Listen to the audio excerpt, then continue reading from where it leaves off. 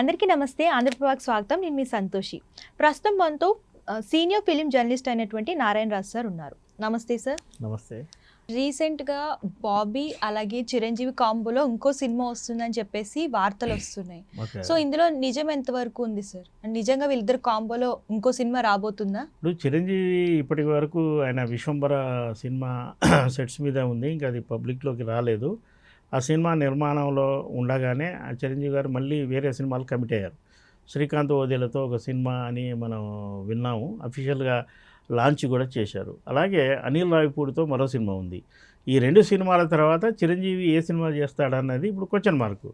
తాజాగా వినిపిస్తున్న మాట బాబీ ఆల్రెడీ వాల్తేరు వీరయ్యతో చిరంజీవికి మంచి సక్సెస్ ఇచ్చి ఉన్నాడు. పైగా అతను బహిరంగంగా చెప్తుంటాడు, నేను చిరంజీవి అభిమాని అని చెప్తుంటాడు. అయినప్పటికీ కూడా ఇటు అపోజిషన్ బాలకృష్ణ కంపౌండ్లోకి వెళ్ళి బాలకృష్ణకు కూడా డాకు మహారాజు లాంటి ఒక మంచి సినిమా ఇచ్చాడు. అది కూడా కమర్షియల్గా సక్సెస్ అయింది. బాబీ నెక్స్ట్ ఇంకో సినిమా చేయాలి. ఆ సినిమా ఏంటి అంటే మళ్ళీ చిరంజీవితో ముందుకు వెళ్ళడం అనేది ఆయనకు కూడా ఉండొచ్చు. వీళ్ళిద్దరిని కాంబినేషన్ కలిపింది మైత్రి సంస్థ. బాబీ దగ్గర చిరంజీవికి సరిపడా కథ ఉంటే బాబీతో చేయడానికి చిరంజీవికి ఎలాంటి అభ్యంతరం ఉండకపోవచ్చు.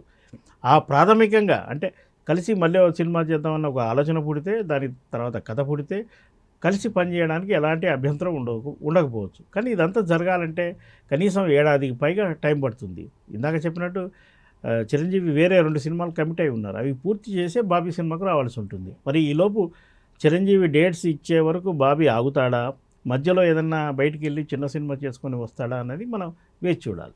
సార్, వీళ్ళిద్దరి కాంబోలో ఆల్రెడీ ప్రీవియస్గా ఒక మూవీ వచ్చింది కదా, సో ఇప్పుడు వచ్చే మూవీ అంతకు మించి ఉండబోతుందా? అసలు ఏంటి ఎక్స్పెక్టేషన్స్? అలాగే రీసెంట్గా మన డాకు మహారాజ్ కూడా చూసాము, సో దాన్ని కూడా మించి ఉండబోతుందంటారా? ఇప్పుడు ఒక సినిమా చిరంజీవి బాబీ కాంబినేషన్లో వాల్తేరు వీరయ్య వచ్చింది, కమర్షియల్గా పెద్ద హిట్ అయింది.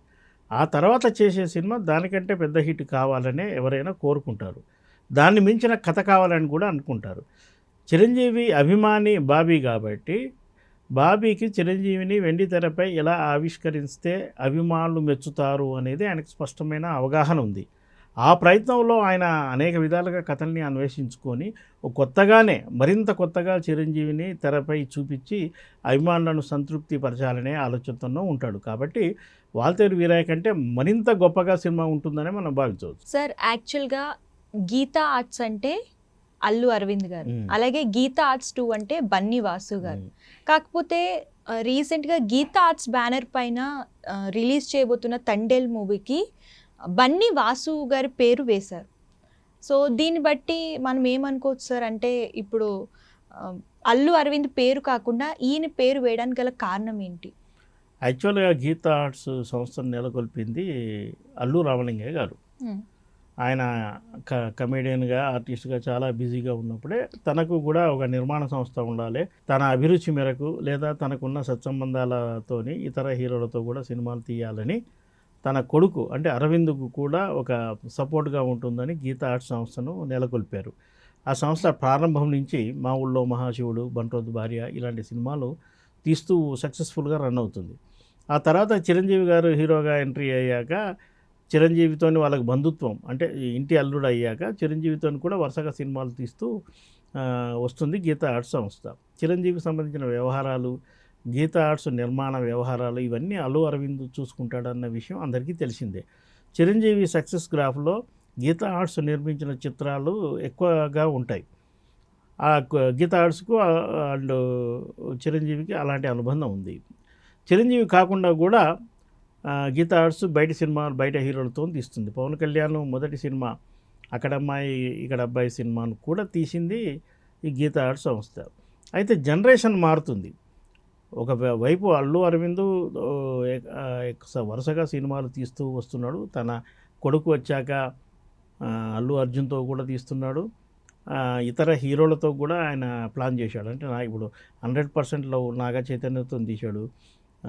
మోస్ట్ బ్యాచులర్ సంథింగ్ ఆ సినిమాను అఖిల్తో తీశాడు, గోపిచంద్తో తీశాడు, ఇలా విజయ్ దేవరకొండతో తీశాడు. ఇలా వరుసగా సినిమాలు తీస్తూ వస్తున్నాడు. అయితే ఆయన చాలా ముందు చూపు ఉన్న వ్యక్తి. తన తర్వాత ప్రొడక్షన్ హౌస్లో ఎవరు అంటే వాళ్ళకు అత్యంత నమ్మకమైన వ్యక్తి బన్నీ వాసు. బన్నీవాసుకు గతంలో గుంటూరు పరిసర ప్రాంతాల్లో ఆయనకు సినిమా డిస్ట్రిబ్యూషన్ సంస్థ కూడా ఉంది. ఆ ద్వారా అనేక సినిమాలు పంపిణీ చేసి సక్సెస్ కూడా సాధించాడు. అతను అల్లు అర్జున్కు మంచి ఫాలోవరు. అల్లు అర్జున్కు దగ్గర అయ్యాడు. ఆ తర్వాత అల్లు అర్జున్ ఇంట్లో అందరూ బన్నీ అంటారుగా, తన పేరును బన్నీవాసుగా మార్చుకున్నాడు. అంటే అంత అభిమానిస్తాడు. పైగా అల్లు అరవింద్ కుటుంబంలో ఆయన అత్యంత నమ్మకమైన వ్యక్తి. అతన్ని కూడా ప్రమోట్ చేసేందుకు కొన్ని సినిమాలకు బన్నీవాసు సేవల్ని అల్లు అరవింద్ గారు ఉపయోగించుకున్నారు. సినిమా ప్రొడక్షన్లో మెళకువలు ఆయనకు నేర్పారు. ఇండివిజువల్గా సినిమాలు తీసే విధంగా తర్ఫీదు ఇచ్చారు. ఈ టైంలో జనరేషన్ మారినప్పుడు, అంటే కొత్త తరం హీరోలు వచ్చినప్పుడు పాత తరం నిర్మాతలు కొంత తెర వెనక్కి కాక తప్పదు. ప్రొడక్షన్ వ్యవహారాల్లో వాళ్ళ ఇన్వాల్వ్మెంట్ ఉన్న కథల ఎంపికలో, ఆర్టిస్టుల ఎంపికలో వాళ్ళ వ్యవహారం ఈ తరానికి పనికిరాదు. అందువల్ల తన తర్వాత ఈ సంస్థను ముందుకు తీసుకెళ్లే విధంగా బన్నీవాసుకు కొంత మేరకు బాధ్యతలు అప్పచెప్పి ఉంటారు. అయితే తండేలకు నిర్మాతగా బన్నీవాసు పేరు వేసిన సమర్పణ మాత్రం అల్లు అరవిందే. మనకు ఎక్కడ ప్రచారంలో చూసినా మనకు అల్లు అరవిందే కనిపిస్తున్నాడు. సాంకేతికంగా నిర్మాతగా బన్నీవాసు పేరు మాత్రమే పడింది. అల్లు అరవింద్కున్న పలుకుబడి, సత్సంబంధాలుతోనే ఆ సినిమాలో ఇతర హీరోలు యాక్ట్ చేస్తుంటారు. అయితే కొత్త తరం సబ్జెక్టులు కూడా ఎంపిక చేసుకోవాలంటే కొత్త తరం జనరేషన్ ప్రొడ్యూసర్లు కావాలి. దానికి సరైన వ్యక్తిగా బన్నీవాసును వాళ్ళు భావించారు. అతన్ని ఇంటి మనిషిలాగే మనం పేర్కోవాలి. అరవింద్ గారికి 3 అబ్బాయిలైనా ఈవిడ 4వ అబ్బాయిలా మనం భావించవచ్చు. దీనిలో ప్రత్యేకంగా చూడాల్సిన అవసరం లేదు. బన్నీవాసుకు టెక్నికల్గా అప్పచెప్పినా పూర్తి కళ్యాణాలు మాత్రం అల్లు అరవింద్ చేతిలోనే ఉంటాయి. సో థ్యాంక్ యూ సార్, మంచి ఇన్ఫర్మేషన్ ఇచ్చారు.